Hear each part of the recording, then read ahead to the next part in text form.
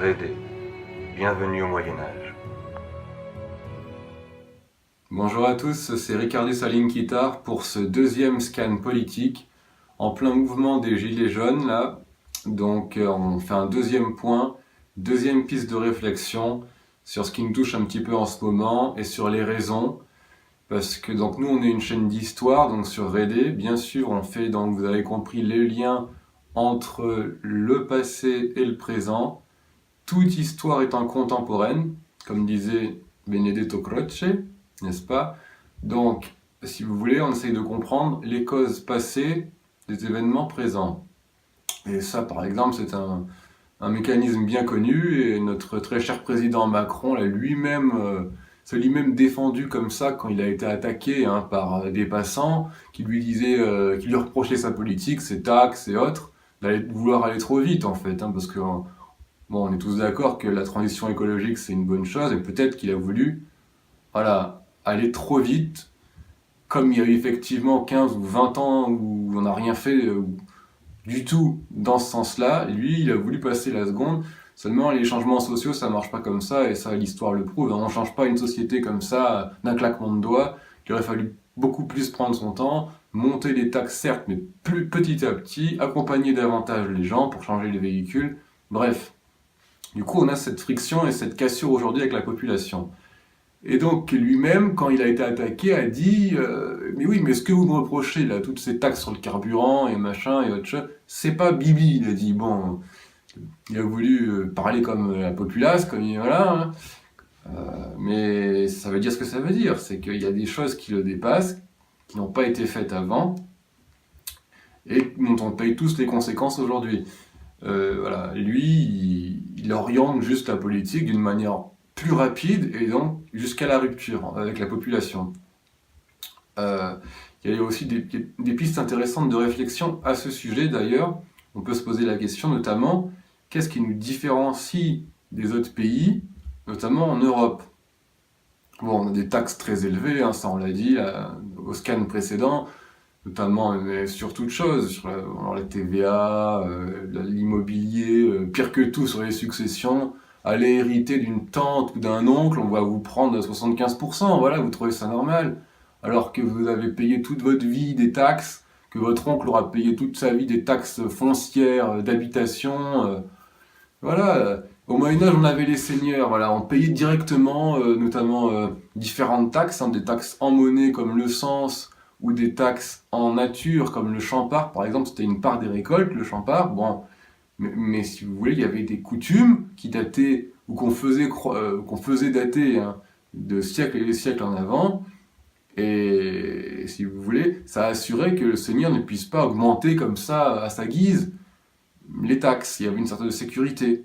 Et là, qu'est-ce qu'on a? On a un État qui est lointain, mais qui, au final, pèse beaucoup plus sur nos épaules en termes de numéraire, en termes de proportion, et il nous protège de pas grand-chose au final. Vous voyez la délinquance dans les rues, ou il est lointain, et donc, de notre côté, on a moins ce sentiment d'avoir des corvées réelles, comme par exemple, comme il y avait avant, c'est-à-dire vous pouviez être appelé à réparer les routes, ou voilà, ça dépendait des coutumes, des seigneuries qui étaient très diverses du nord au sud de la France, mais là, si vous voulez, l'État donc paye des gens pour faire ces choses-là, paye toute une ribambelle de fonctionnaires, d'ailleurs c'est une vraie gabegie, on ne sait pas vraiment comment ça y part ce pognon, la Cour des comptes, qui c'est qui s'y intéresse au rapport de la Cour des comptes,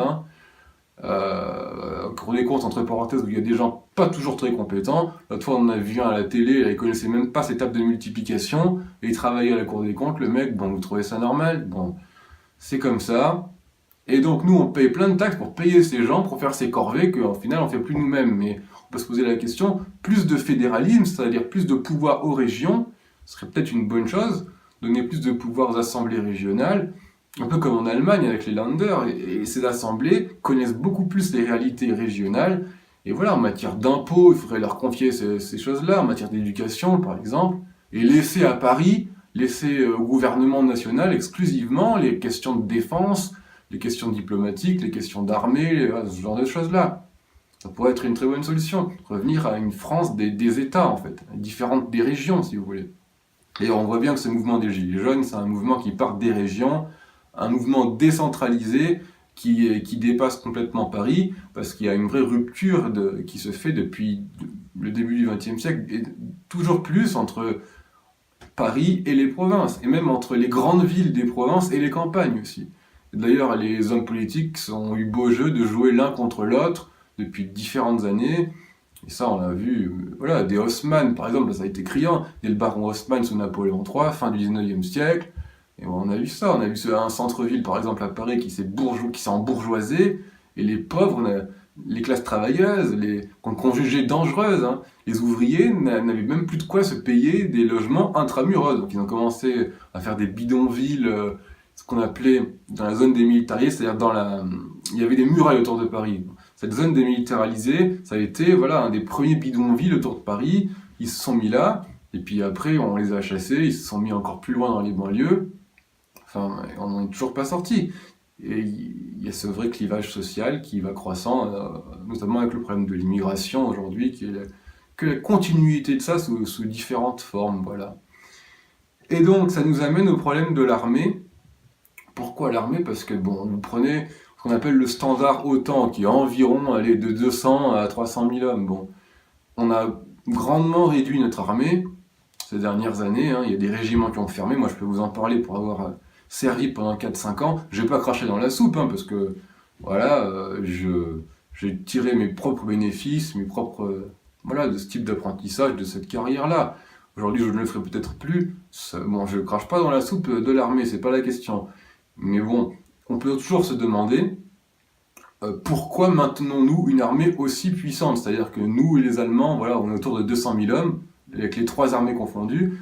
200 000 hommes, c'est pratiquement 2 fois plus que par exemple l'Angleterre, bon, ou que des petits pays, ou que voilà, l'Espagne ou l'Italie, bon, mais l'Allemagne a plus d'argent de fric que nous, voilà, au niveau pouvoir économique. Donc nous, pourquoi est-ce qu'on maintient cette armée énorme qu'on a?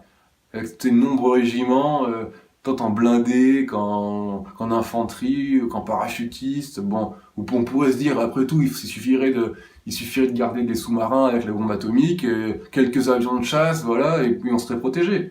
Mais on ne sait pas ce qu'on fait. Voilà, donc il y a des fortunes qui partent dans l'armée, il faut le savoir. Des hélicoptères à 100 millions d'euros, moi j'en ai contrôlé, hein, à la tour, bon, il y en a. Et ça coûte une fortune, ces choses-là, il faut savoir. Personne n'en parle jamais. Ça constitue un vrai électorat, voilà, les militaires et leurs familles. Et on voit bien que, là encore Macron, sanctuarise le budget de la défense. Hollande l'a fait avant lui, c'est pas le premier. Pour maintenir cet électorat et pour maintenir l'armée dans sa poche, parce que c'est une vraie force dans ce pays. Et le truc, c'est que, voilà, cette armée, il faut la payer. Économiquement, je veux dire, en France, elle crée aucune richesse, c'est un pur fardeau, c'est un pur boulet. Vous avez ces militaires qui sont dans leur régiment, qui attendent, et qui partent en opération pour servir les intérêts de la nation, ça d'accord, on leur tire leur chapeau à l'étranger, ils font un boulot formidable. Mais si vous voulez, économiquement, voilà, c'est une charge, on va dire, c'est une charge. Et il y a cette différence, voilà, il y a ce poids, et ça explique notamment pourquoi les impôts doivent être aussi importants, et que on est voilà, matraqué de taxes. Si vous prenez, il n'y a aucune raison par rapport à un autre pays, on n'a pas forcément plus de fonctionnaires dans les hôpitaux, dans les écoles, c'est à peu près partout pareil. Bon, la justice, tout ce qui est, toutes les préfectures, ça, on trouve à peu près partout. Mais cette armée, donc il faut savoir que c'est une particularité française. On a beaucoup d'anciennes colonies, des dom-toms, voilà. Il faut être présent là-bas aussi. C'est-à-dire qu'il faut être présent militairement, il faut être présent pour importer les produits pour que les gens puissent vivre. Donc avec tout ce qui est logistique, bateaux et autres, ça coûte une fortune aussi d'entretenir tous ces territoires à l'étranger. Pour les intérêts stratégiques de la France, attention, mais ça a un coût que la métropole paye. Donc voilà, si vous additionnez tous ces petits facteurs, ça explique qu'on est ce matraquage fiscal, et aujourd'hui il y a un vrai ras-le-bol. Bon, la dette, elle date de Louis XIV, effectivement, c'est pas Macron qui, voilà, lui, il s'attaque à cette dette-là, mais ça dépend pas, enfin, ça remonte pas à lui, c'est bien plus ancien. Voilà, ce qu'on peut lui reprocher, c'est de vouloir régler les problèmes sûrement trop vite, en fait. Voilà. De ne pas prendre le mesure de la société, de ne pas prendre l'échelle des changements culturels, des changements sociaux, qui impliquerait d'aller plus lentement. Mais quand on est en République, vous voyez bien, le quinquennat c'est 5 ans, il faut des résultats, du coup il met le gros braquet. Et les gens, voilà, ils se braquent. Mais de toute façon, c'est le cas de le dire. Et de toute façon, tant que les caddies sont pleins, vous voyez bien, ça va. Pas trop de révolte, une manif de temps en temps, un corps de métier qui va dans la rue. Mais quand le caddie, il est là, et les gens ils n'arrivent plus à bouffer, les loisirs c'est de moins en moins, les sorties c'est de moins en moins, et ben là, effectivement, on descend dans la rue, et là, les partis politiques, on voit bien ces dernières années, la droite, la gauche, ça change pas grand chose au final, il y a une tentation de l'extrême droite dans certains pays, et en France aussi. Voilà, donc ça donne des mouvements comme ça, de ras-le-bol général. On ne sait pas où ça va mener, on voit que les dépôts de carburant sont bloqués actuellement.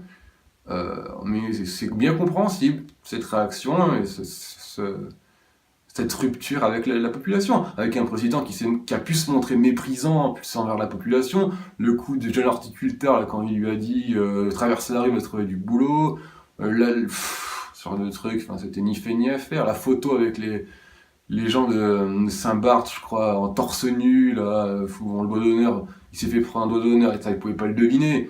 Mais bon, ça tranche avec la dignité, la solennité de la fonction. De Gaulle aurait jamais pris une photo avec des types en torse nu. Enfin, il y a plus ce respect de la fonction et ça porte préjudice. Les gens dans la rue lui parlent comme à leurs potes alors que c'est pas leurs potes. Et lui, il donne des leçons. C'est un cafouillage, on comprend pas où il veut en venir. Il est sur les impôts, c'est pareil. Il prend l'un, il donne à l'autre. Il crée une taxe pour rembourser une autre taxe là, sur les carburants. Il augmente le chèque énergie, ça part dans tous les sens, c'est une gabegie, c'est...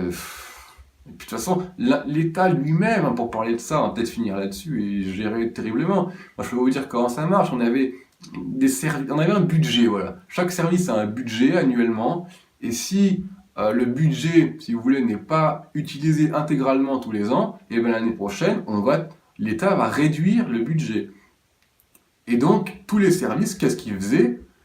C'est-à-dire qu'à la fin de l'année, on commandait des trucs pour être sûr que tout parte et pour être sûr de manquer toujours et d'être toujours, voilà, entre guillemets, dans le besoin pour que l'État ne nous coupe jamais les vivres, hein, ne coupe jamais du budget. Et donc, tout est comme ça. C'est une gabegie généralisée, c'est la gabegie.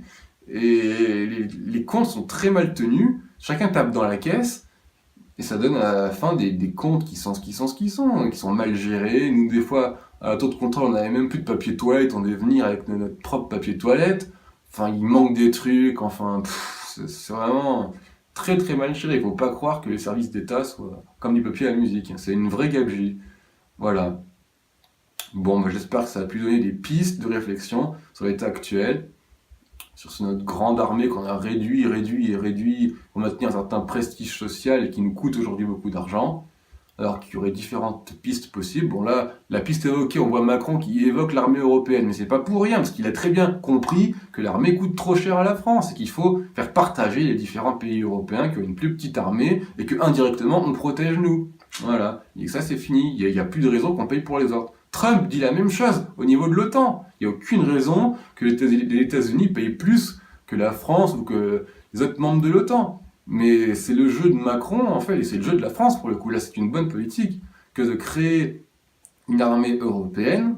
Tout d'abord, c'est le premier échelon, une armée européenne plus équilibrée, où chacun mettrait plus des billes, des soldats et des matériaux équilibrés.